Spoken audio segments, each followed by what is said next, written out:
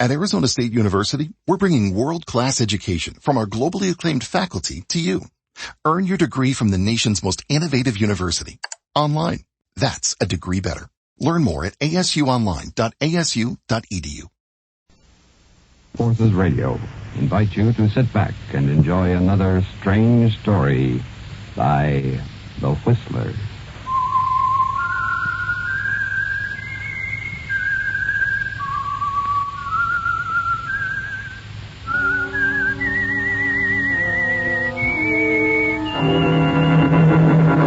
I am the Whistler, and I know many things, for I walk by night. I know many strange tales hidden in the hearts of men and women who have stepped into the shadows. Yes, I know the nameless terrors of which they dare not speak. And now the Whistler's strange story, the Chinese elephant puzzle.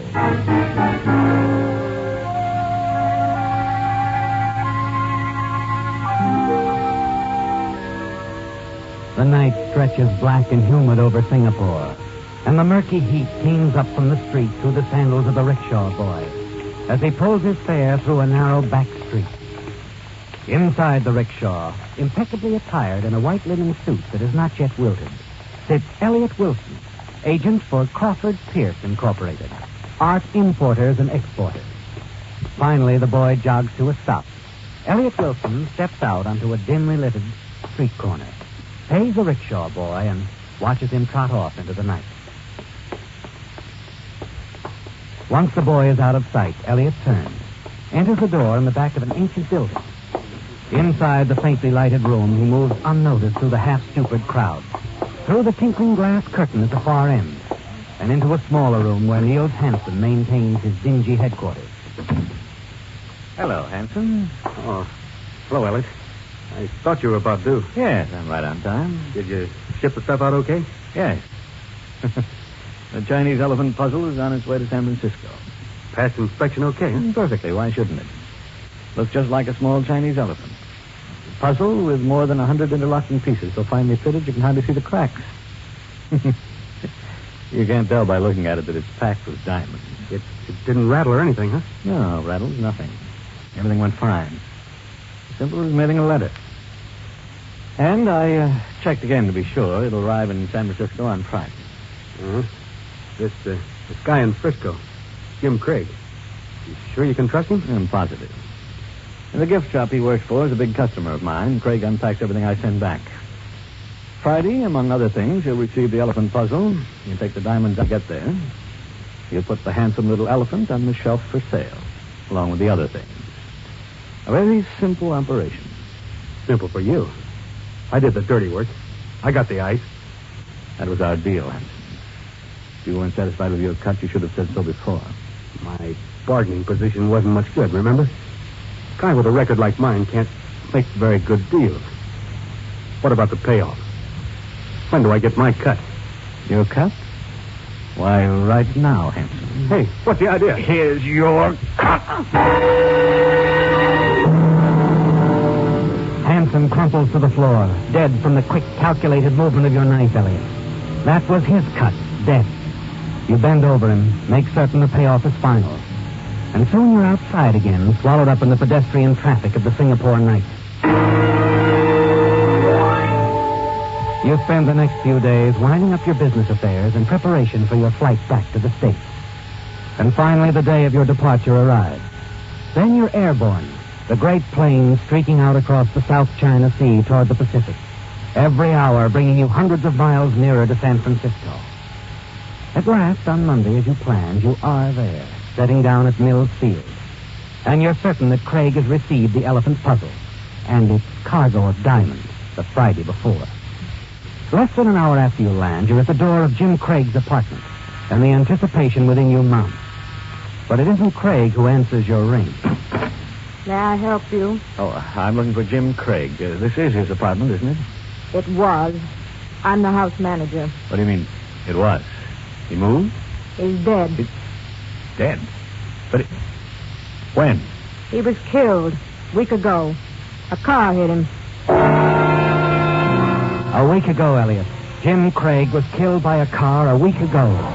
He wasn't alive last Friday to receive the elephant puzzle.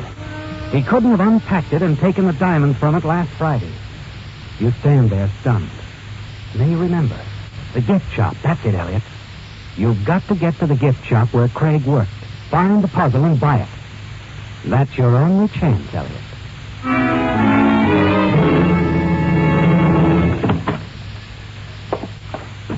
Good afternoon. May I help you? Oh, well, Mr. Wilson. Hello.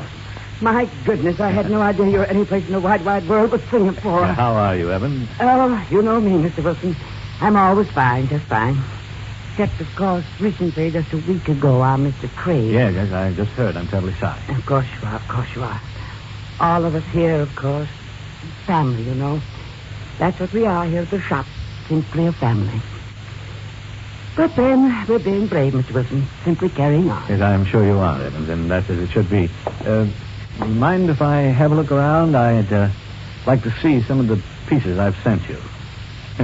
For a sentimental reason. Well, of course. Just you look all you like. Thanks. Oh, I recognize that silverware. Pure Malayan. Must have sent that about 3 weeks ago, didn't I? You did just that. And, it is a good seller. Mm-hmm. Oh, there's that pottery in the next shelf. I wonder. Oh, then I suppose not. Looking for something in particular, are we, Mr. Wilson? Well, no, not really. That's a silly notion of mine. You may not remember it at all. Oh, now don't say that, Mr. Wilson. Why, I remember every single little item you sent. It's so distinctive, so simply distinctive. Now, just what are we looking for? Well, as a matter of fact, it probably arrived about last Friday, I imagine. An oriental puzzle, a small elephant. Oh, of course it arrived. And last Friday, too. You know, I tried to work it. I just couldn't get it apart. It's easy once you know how. I'd like to buy it back from you, Evans. I sort of took a fancy to it. Oh, I am sick, Mr. Wilson. Simply sick. What do you mean? Well, it's gone. I sold it. I never dreamed you'd want it. Never dreamed. Saturday morning, first thing Saturday morning, I sold it. You remember who you sold it to, by any chance? Why, yes. An elderly gentleman who was short and heavy. His name? Oh, I'm afraid I don't know.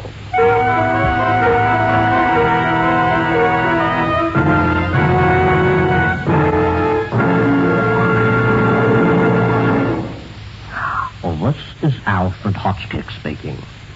Among the lesser-known contributions of the alluring Madame de Pompadour to the court of France were the steps she took to improve the nation's economy. In 1759, during one of her free moments, she influenced the crown to appoint a new financial minister. The new minister wasted no time in making sweeping changes in the economy. He cut government expenses greatly and went so far as to propose a tax on the land held by the nobility. Need I say his actions were in no way popular with the ruling class. They ridiculed his money-saving policies. They even associated his name with a new form of art that was then the rage. An art form in which the figures were reduced to their simplest form, black outlines on white. To the nobles, this was another way in which a chien de silhouette was saving money.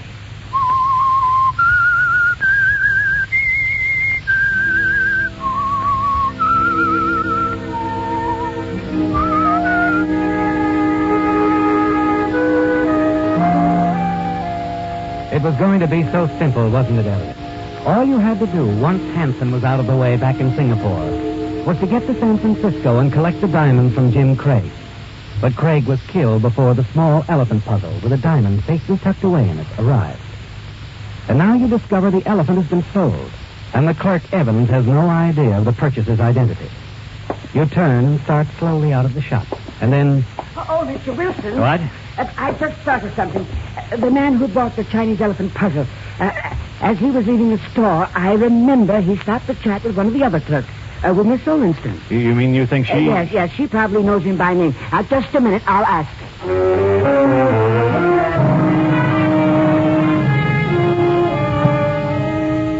Early that afternoon, you're on the move again, Elliot. Headed upstate toward a small community on the Sacramento River, and a man named Alton Galloway, the man who purchased the elephant puzzle. By evening, your train arrives in Riverview. You duck into a small hotel and casually inquire about Mr. Galloway. And half an hour later, you're sitting in the large study of the Galloway home where he keeps his art collection. Galloway, a small man with a massive shock of white hair, sits at his desk peering at you over his glasses. And as you talk, his glance shifts occasionally to a table nearby, to the small elephant resting on it. So you see, Mr. Galloway, I expressly bought the Chinese elephant puzzle for a customer of ours in San Francisco, and through some error, it was sold to you. Yeah, it's a fine piece. Excellent bit of work. A real buy. And incidentally, a real puzzle. Yes, of course. I hope you won't be too disappointed. I won't be, Mr. Wilson. Oh, fine. I rather... See, I have no intention of returning the elephant puzzle. But Mr. Galloway... A deal is a deal. But surely, Mr. Galloway, with all the many fine pieces you already have... I didn't buy it for myself, Mr. Wilson. I'm planning it as a surprise for my nephew in New York. It's for his collection. He's a fiend on Chinese puzzles. You're sending it back east? Yes, in the morning. Oh, excuse me. Your eyes follow Galloway as he walks past you and disappears into the hall. You've failed, haven't you, Elliot? You could offer him money, a great deal of money, couldn't you? But that would only arouse his suspicions. You'll have to find another way. And then suddenly an idea hits you. Quickly, you step around Galloway's desk to the French windows opening onto the patio. Slip the latch, and then hurry back to your chair. When he returns, you get to your feet. Well, Mr. Galloway, I've already taken up too much of your time. That's quite all right. You won't change your mind, sir. I'm afraid not. Well, I tried anyway. No hard feelings? No hard feelings. As you said, Mr. Galloway, a deal's a deal. Good night.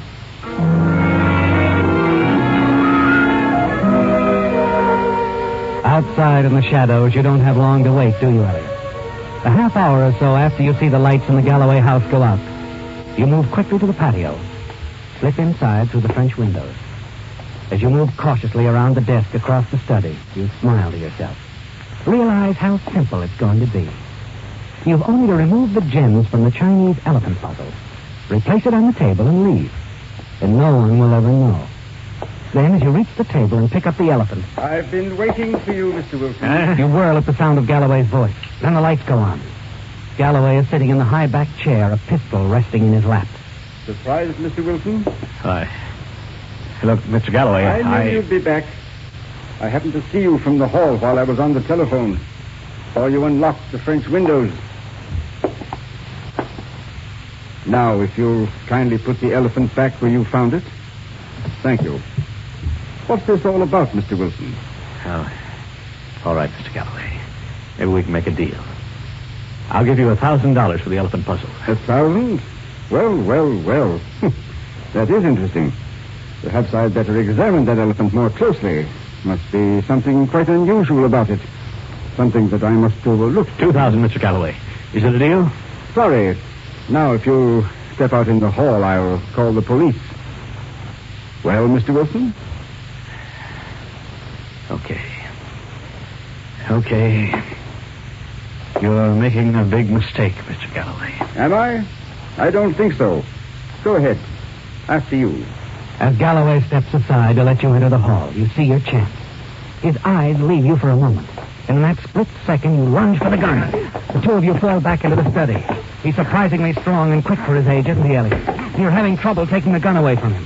Twice he jams the gun butt into your chest, and the pain is almost more than you can bear. But you hold on grimly. Finally, you manage to grab his wrist. At Arizona State University, we've made online education better, smarter, and more personalized, so you can go further in your aspiring field. I decided to pursue medicine once I realized that ASU did have the online program for biological sciences. You're still required to learn the same curriculum. You're still being tested on the same content that anyone would be tested on in person. The comprehensiveness of the program prepared me so well for medical school. Explore over 350 plus programs at asuonline.asu.edu. With so many options, why choose Arizona State University? For me, the only online option was ASU because of the quality. Their faculty was really involved with their students and care about your personal journey. The dedication to my personal development from my professors, that's been extremely valuable to me. Earn your degree from the nation's most innovative university. Online. That's a degree better. Explore more than 350 plus undergraduate, graduate, and certificate programs at asuonline.asu.edu. Sit sharply and then...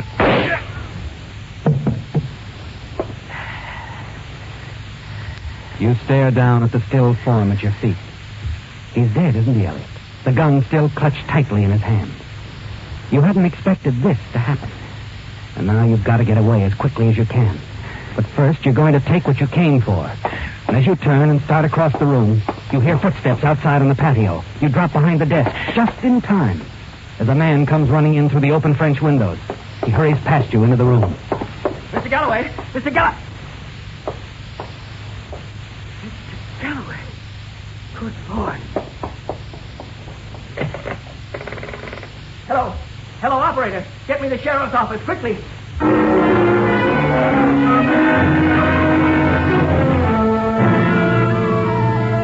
You've got to run for it now, Elliot. You glance across the room to the table. The elephant. You decide that you can't risk going for it. The man phoning the police in the hall would certainly see you. So you slip quietly out through the French windows, across the patio, and run into the cover of night.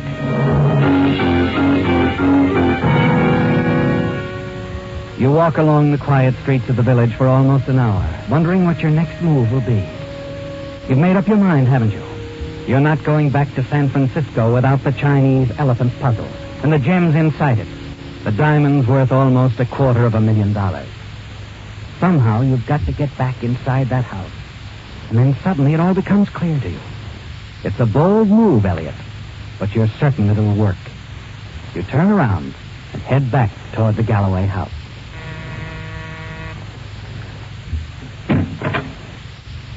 Yeah? Mr. Galloway, is he in? Well, I'm Elliot Wilson of Crawford Pierce, art dealers in San Francisco. He'll know. Crawford Pierce, huh? Oh, yeah. I've heard of him.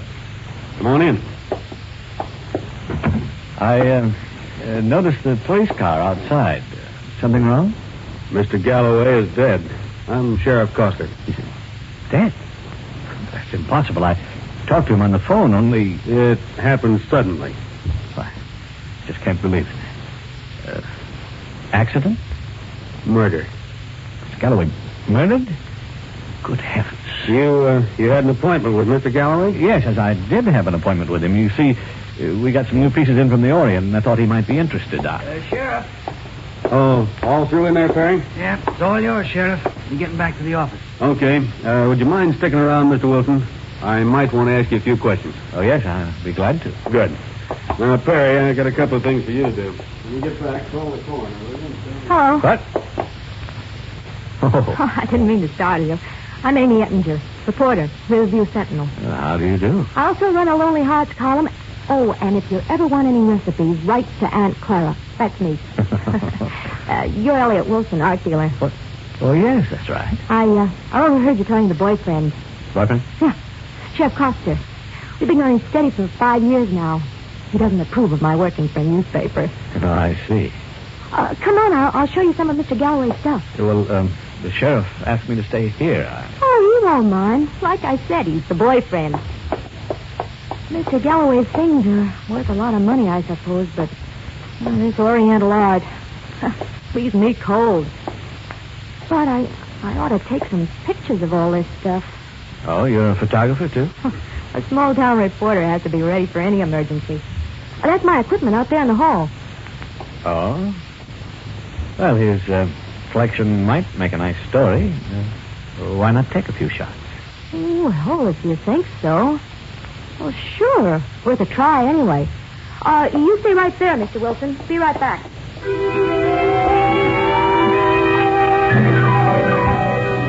The opportunity you've been waiting for presents itself suddenly, doesn't it, Elliot? And you find yourself alone in the room. Quickly, you slip the elephant into the pocket of your trench coat.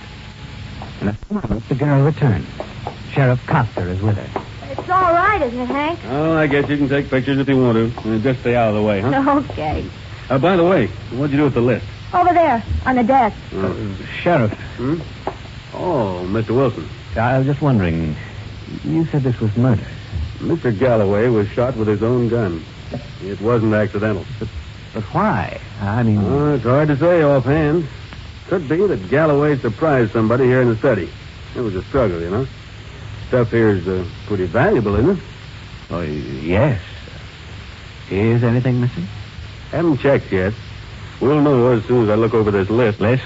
Galloway kept a record of all this, sort of a catalog. Oh, yes, I see. Yes, of course, he would. Sure is a long list. Say, you're an art dealer. Maybe you could help us check this list. I'm not much on Oriental art. Well, of course, Sheriff. I'd be glad to.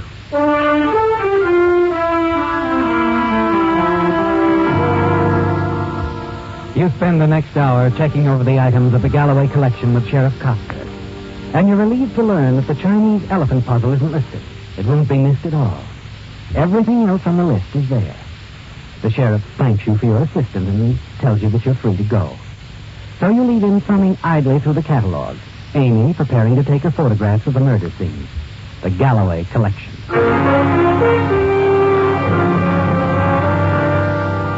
On the way back to your hotel, you stop on a deserted side road and remove the diamonds from the puzzle. Smile as you gaze at them in the palm of your hand. Then you slip the gems into your pocket, finish breaking down the puzzle, and throw the pieces one at a time into the river. A quarter of an hour later, you walk into your hotel. Evening, Mr. Wilson. Oh, good evening. Could you tell me when I can catch the next train back to San Francisco? Let me see now. I don't believe there's one coming through till morning. Oh, not till then? Just a second. That's right. 8:35 in the morning. Oh, that's all right. Thank you. Leaving us so soon, Mr. Wilson? Oh, yes, I'm afraid I have to get back. Well, maybe next time you'll spend a little more time with us, huh? I wouldn't be surprised. Hope you enjoyed your visit. Yes, very much. I found my stay in Riverview pleasant. Very pleasant.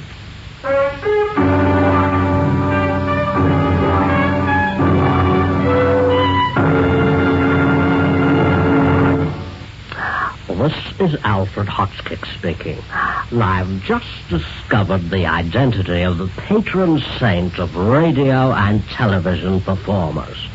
He was the Reverend W.A. Spooner of England.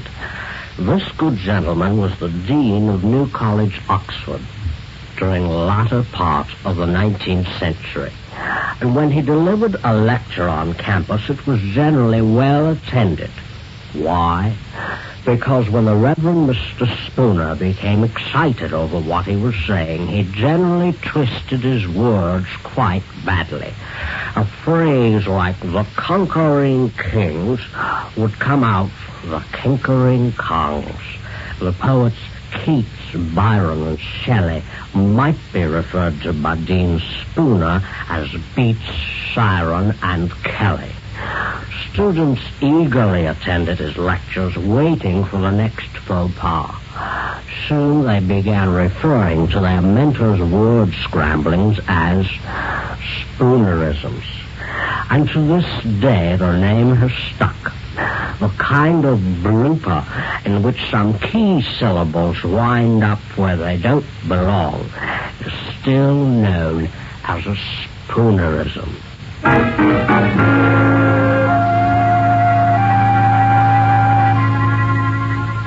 The chase has ended, hasn't it, Elliot? The diamonds are once more in your possession. $250,000 worth. And now you won't have to share it with anyone. The following morning, you board the train with the diamonds safely tucked away in your luggage. And finally, when you arrive in San Francisco, you hurry to your apartment. You're not going to waste any time cashing in on the diamonds, are you? You put in a phone call to one of your contacts that you're certain will make a good deal for you. And then spend the rest of the day in your apartment. Early that evening, you're sitting at your desk examining the diamonds when the doorbell rings. You slip the diamonds into the desk drawer and close it.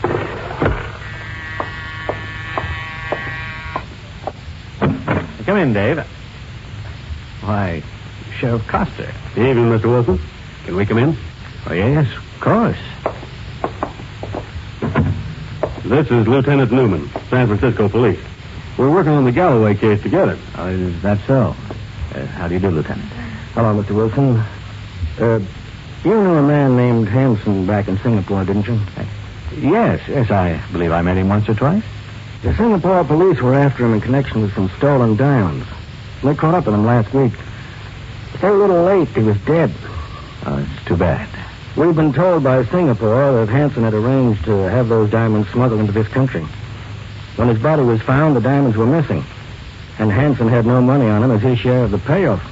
Lieutenant Newman here thinks it all ties in somehow with the Galloway murder, Mr. Wilson. But how could that be, Sheriff?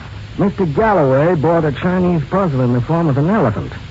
Our investigation shows that you had it shipped over from Singapore. Yes, well, I buy and ship so many things. Sure, I know. Well, anyway, that elephant puzzle is missing from Galloway's collection. Missing? But, Sheriff, you and I checked the catalog. It wasn't listed, I know. I guess Mr. Galloway hadn't gotten around to it yet. Well, then how do you know there was an elephant? These photographs Amy Ettinger took after you left. She happened to show them to me. I noticed something.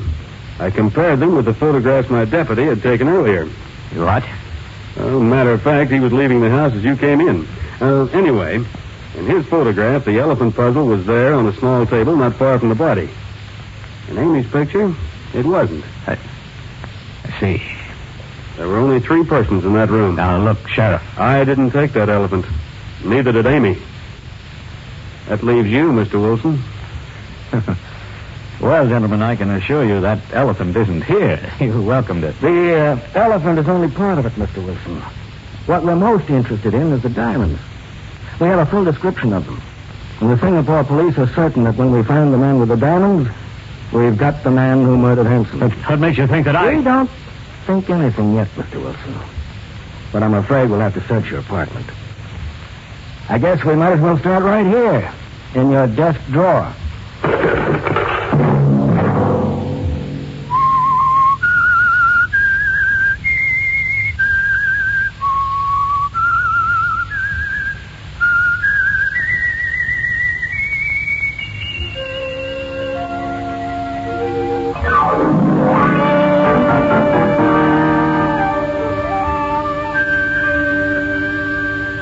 Featured in tonight's story were Bill Foreman and Willard Waterman. The Whistler was produced and directed by George W. Allen, with story by Gordon Gray and John Hunt, music by Wilbur Hatch, and was transmitted to our troops overseas by the Armed Forces Radio Service. The Whistler is entirely fictional, and all characters portrayed on the Whistler are also fictional. Any similarity of names or resemblance to persons living or dead is purely coincidental.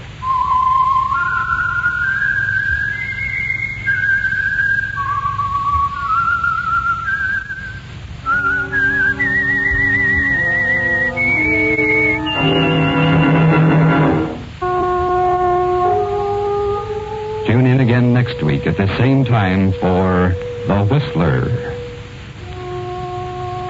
The Whistler has come to you through the worldwide facilities of the United States Armed Forces Radio and Television Service.